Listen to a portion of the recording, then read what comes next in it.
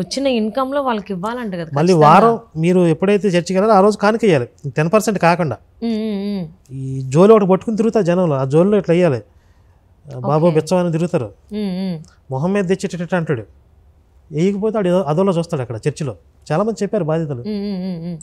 అది నేను కూడా చూసాను. పాపం ఆవిడ వెజిటబుల్ వెండర్, కూరగాయలు అమ్ముకునే ఆవిడకి వచ్చేది 5,000 అయితే అందులో సగం ఇవ్వాలంట 3,000 దాకా. మళ్ళీ అవి కాకుండా స్పెషల్ ఫీజులు వసూలు చేస్తారు కదా. లేకపోతే నేను దేవుడు శపిస్తాడు, నీకు వ్యాపారం జరగదని ఈ రకంగా మెంటల్లీ డిస్టర్బ్ చేస్తారని ఆవిడ ఐ థింక్ మీ ఛానల్లోనే చూసాను కూడా నేను. ఒక కుటుంబం మతం మారింది అంటే అందులో మినిమం 25 to 30% చర్చికి వెళ్ళిపోద్ది వాళ్ళ ఆదాయంలో. అదే మీరు హిందుత్వంలో ఉంటే ఆ కుటుంబం ఎంత పర్సెంట్ వాళ్ళ ఆదాయంలో ఎంత పూజలు పునస్కారాలు ఖర్చు పెడుతుంది చెప్పండి? 1-2% కూడా ఖర్చు పెట్టరు. ఎందుకు మీరు టెంపుల్కి వెళ్తారు, ప్రతిసారి పూజారి కానుకేస్తారా? పూజారి కాదు, మన టెంపుల్కి కదా వేసేది. కొంతమంది టెంపుల్లో వేస్తారు, హుండీలో వేయచ్చు, కొంతమంది పూజారి గారి పల్లెల్లో వేయచ్చు. కానీ మ్యాండేటరీ కాదు, తప్పనిసరి ఏం కాదు. చాలామంది వేరు. ఇంకా పూజారి గారు ప్రసాదం పెడతారు, తింటారు, శటకోపం పెడతారు, ఆశీర్వచనం చేస్తారు, బొట్టు పెట్టుకుని వచ్చేస్తారు. కానీ మీరు డబ్బులు వేయకుండా చర్చి నుండి బయట రండి చూద్దాం. అవునా, ఇంత క్రిటికల్ అని నాకు తెలియదు. డబ్బులు మీరు వారం వారం చర్చి మానేయండి. ఒకసారి మతం మారిన తర్వాత ఒక వారం చర్చికి వెళ్ళకపోతే మీ ఇంటికి వస్తాడు. పాస్టర్ ఏజెంట్ని పంపిస్తారు, ఎందుకు రావట్లేదు చర్చికి అని. క్లాస్ తీసుకుంటారు, కౌన్సిలింగ్ తీసుకుంటారు. అంటే కొంతమంది లేడీస్ని కూడా అంటే ఫిజికల్గా కూడా దే ఆర్ యూజింగ్ ఇట్. కొంతమంది పాస్టర్స్ బ్రహ్మాండంగా. ఎందుకు అంటే దీనికి కూడా చాలా రీజన్స్ ఉన్నాయి. అంటే లైక్ నువ్వు నాతో పడుకుంటేనే నీకు చాలా అంటే నీకు కొన్ని బెనిఫిట్స్ వస్తాయి, నీకు చాలా లాభాలు ఉంటాయి అని కొంచెం మైండ్ సెట్ చేసి మ్యానిపులేట్ చేసి కూడా దే ఆర్ యూజింగ్ లేడీస్ అని కూడా నేను విన్నాను. ఇక్కడ కేపీహెచ్పిలో రంజిత్ తోఫర్ అని ఒక పాస్టర్ ఉన్నాడు. ఆయన వయసు 60-65 సంవత్సరాలు. ఓకే. ఆయన అక్కడికి వచ్చేటటువంటి ఆ విశ్వాసులందరూ కన్యకలు, నేను పెళ్లి కుమారుడిని అని చెప్పి వాళ్ళతో రిలేషన్స్ పెట్టుకుంటున్నాడు. మీరందరూ నాకు కన్యకలు అంటున్నాడు. ఆ కాల్ రికార్డ్స్ బయటకు వచ్చినాయి. అందులో ఒక అమ్మాయి బయటకు వచ్చి గొడవ చేస్తే ఆమెను చంపేస్తాను బెదిరించాడు. దాని మీద మేము వీడియోలు చేసాం. 65 సంవత్సరాల పాస్టర్ ఏమంటాడు, ఈరోజు చేశాను నేను, ఆ రోజు ఆదివారం ప్రభు రక్తంలో కడిగేసుకున్నాను అయిపోయింది అంటాడు. మంచి ఆపర్చునిటీ ఉంది కదా, ఏ రోజుకి ఆ రోజు కడుక్కోవచ్చు. అంటే ఒక్క పాస్టర్ అని కాదు, ఎవ్రీ పాస్టర్ ఇలానే ఉన్నాడు. ఎక్కడైనా కానీ నేను ఇదే వింటూ ఉన్నా. 98-99% ఆ 1% కూడా శాతగాని వాళ్ళు, కొంచెం హార్మోన్స్ పనిచేయని వాళ్ళు వదిలేస్తున్నారు అంతే. ఎందుకంటే కరుణాకర్ గారు అంటే ఫిజికల్ రిలేషన్ మెయింటైన్ చేయడానికి దేవుణ్ణి అడ్డు పెట్టుకుని ఇంత అడ్డగోలుగా చేస్తున్న వాళ్ళు ఏం చేయాలి? నేను దానికి రీజన్ చెప్పాను, చక్కగా నేను విశ్లేషణ చేశాను. అంటే మనం ఇది హాస్యాస్పదంగా చూడటం కాదు, దీని రీజన్ ఏంటి, చర్చిలో అక్రమ సంబంధాలు పెరగటానికి రీజన్ ఏంటి అని నేను కొంచెం ఆలోచిస్తే, మీకు దేవాలయంలో ఒక స్త్రీమూర్తులు వచ్చినా కూడా పూజారి గారితో ఫిజికల్ కాంటాక్ట్ ఉండదు. అసలు చూడడం అలాగా ఫిజికల్ కాంటాక్ట్ ఉండదు, అంటే స్పర్శ లేకపోతే చాలా దూరంగా మెయింటైన్ చేస్తారు, దూరంగా ఉంటారు. పైగా వాళ్ళు ఉదయాన్నే ప్రాతకాలాన్ని లేచి మంచిగా శుచిగా స్నానం చేసి ఆ పవిత్రమైన మనసుతో మంచిగా రజోగుణాన్ని కలిగించే ఆహారాన్ని కాకుండా సాధు ప్రవృత్తిని కలిగించే ఆహారంతో వాళ్ళు జీవనాన్ని సాగిస్తారు. కాబట్టి వాళ్ళకు కొంచెం ఇంద్రియ నిగ్రహం అనేది ఉంటుంది. అంటే ఒకటి ఎరా జరగచ్చు, నేను చెప్పేది మెజారిటీ. వీళ్ళు ఏదో ఒకటి పట్టుకొచ్చి ఇవి మీ పూజారులు ఇలా చేయట్లేదు అంటారు. అసలు పాస్టర్లు అందరూ అదే చేస్తారు కదా. మీరు 98% పక్కన పెట్టేసి 1-2% హైలైట్ చేసి చూపిస్తున్నారు, ఆ 2 ఒకటే అంటున్నారంటే ఎట్లా కుదిరిద్ది? అంటే మాస్టర్స్ లో చూసుకుంటే మొత్తం చేసేది అందరూ అదే కదా. మీకు అదే పాస్టర్లకి ఆహార నియమాలు ఉండవు. అవును, వాళ్ళు ఏమన్నా ఇంద్రియ నిగ్రహం ఎలా ఉంటుంది? సాత్విక ఆహారం తీసుకుంటారా? అసలు రజోగుణమే. రజోగుణం తీసుకుని ఆటోమేటిక్గా మనసు రజోగుణంతోనే ఉంటుంది. అవును, అంటే ఆహారం యొక్క ప్రభావం మనసు మీద ఉంటుంది, శాస్త్రపరమైనటువంటి నిర్ధారణ అది ఒకటి. రెండోది ఫిజికల్ కాంటాక్ట్ ఉంటుంది, వాళ్ళు ముట్టుకుంటారు స్త్రీలని.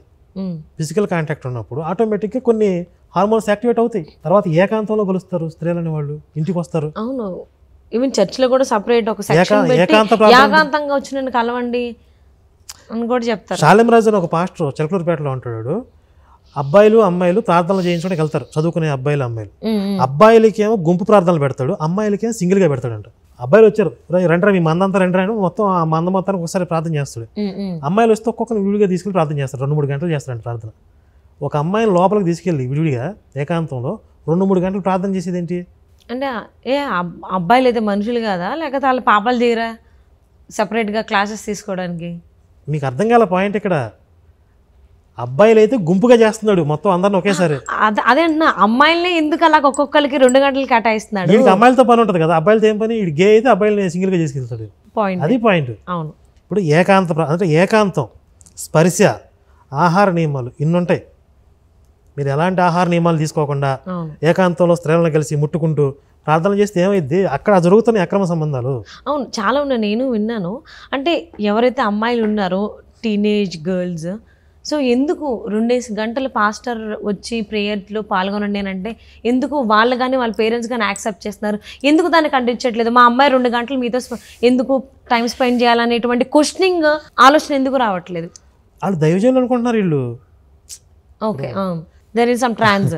ఇప్పుడు చాలా రకాలుగా వీళ్ళు దోపిడీకి గురి కాబడుతున్నారు, ఆర్థికంగా, శారీరకంగా.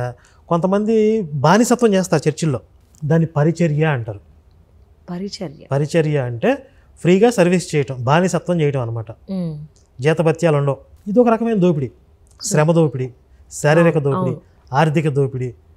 మొత్తం చర్చి వ్యవస్థ ఏంటంటే సాధారణ ప్రజల్ని దోచుకుంటూ ఒక పాస్టర్ల వ్యవస్థ. వీళ్ళు ధనికులు అవ్వటం, ఐశ్వర్యవంతులు అవ్వటం, వీళ్ళు బలిసిపోవటం, ఇది జరిగేది. ఇది చర్చి వ్యవస్థ. అంటే అదొక దోపిడీ వ్యవస్థ అన్నట్టుగా అనిపిస్తూ ఉంది. కానీ ఎందుకు రియలైజ్ అవ్వట్లేదు నాకు అర్థం కావట్లేదు. రియలైజ్ అవ్వాలి చాలా తొందరలో అని చెప్పి నేను చాలా కోరుకుంటున్నానండి. అంటే నేను చాలా ఈ మధ్యకాలం చాలా వింటున్నా, ఇండియన్ మొత్తం హిందువులు లేకుండా ఇది హిందూ కంట్రీ అని కాకుండా వేరే కంట్రీ లాగా తయారు చేయాలనేటువంటి ఉద్దేశంతో కొంతమంది ప్రయత్నిస్తున్నారు అనేటువంటిది నేను విన్నాను. చెప్పారు కదా వాళ్ళు, భారతదేశాన్ని భారతదేశంగా ఉండనివ్వము. ఒక పాస్టర్ బాహాటంగా పబ్లిక్లో చెప్పాడు. అవునవును, బైబిల్ దేశంగా మారుస్తాం ఇది అని. అంటే వాళ్ళు చెప్తున్నారు, ముస్లిం కమ్యూనిటీకి సంబంధించిన వాళ్ళు కూడా చెప్తున్నారు ఇది మేము వీళ్ళు ఇస్లామిక్ కంట్రీ చేస్తామని వాళ్ళు అంటున్నారు. ఎవరికి వాళ్ళు మాట్లాడుతూ ఉన్నారు. సో హిందువులు అయితే ఇంకా రియాక్షన్ ఇంకా రావట్లేదు, చాలా స్లోగా వస్తుంది. అన్ని మతాలు సమానమే అనుకుని చర్చి కనపడితే ఇలా అనుకుని వెళ్తున్నా ఉన్నారు. అంటే అప్పట్లో గాంధీ గారు ఒక చెంప మీద కొడితే ఇంకో చెంప చూపించండి అన్నట్టు ఇంకా కొంచెం ఆ శాంతియుతంగానే ఉన్నారు. బట్ ఎప్పుడు వాళ్ళల్లో ఆ రియాక్షన్ గట్టిగా వస్తుందో తెలీదు. వస్తుంది, ఇప్పుడు పర్వాలేదు. చాలా వరకు సోషల్ మీడియా ప్రభావం వల్ల మీకు ఇప్పుడు చాలా చోట్ల తిరుగుబాట్లు.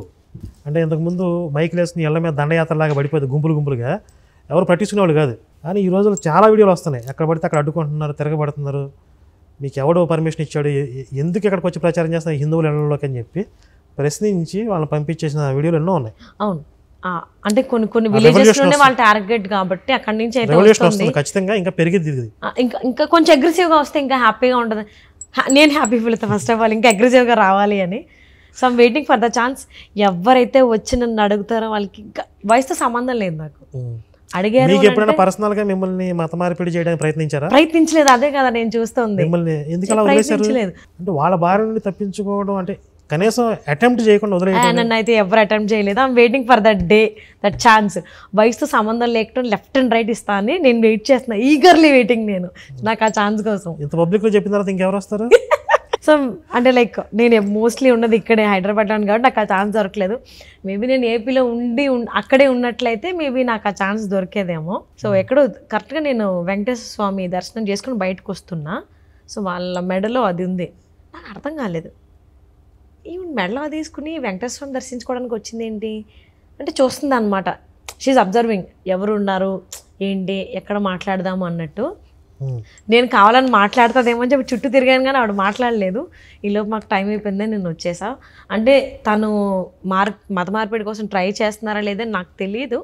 బట్ అది అంటే కామన్గా వెంకటేశ్వర స్వామి దగ్గరికి ముస్లిమ్స్ కూడా రావడం జరుగుతుంది. నాకు తెలిసిన వాళ్ళు ఎవ్రీ ఇయర్ వెళ్తారు. అంటే భక్తితో వచ్చేవాళ్ళు కూడా, భక్తితోనే. లేదా వాళ్ళకు కూడా ఆపద మొక్కలు వాడు కాబట్టి మనం ఏదైనా మొక్కలు మొక్కుంటే కొంచెం కోరికలు తీరతాయని అంటే అనుకున్నాం. అంటే మేము అనుకున్నాము ఇది జరిగిందని ముస్లిమ్సే నాకు చెప్పారు. చాలా మంది క్రిస్టియన్స్ కూడా వెళ్తారు, మళ్ళీ బయటికి చెప్పరు పాస్టర్ తిడతాడని చెప్పి. సో ఆవిడ మత మార్పిడి కోసం చూసిందో ఏమో నాకైతే తెలీదు. నేనైతే ఛాన్స్ కోసం వెయిట్ చేస్తున్నాం, ఎప్పుడు దొరుకుతారా, ఎప్పుడు గట్టిగా ఇద్దామా అని వెయిటింగ్ అనమాట. ఓకే.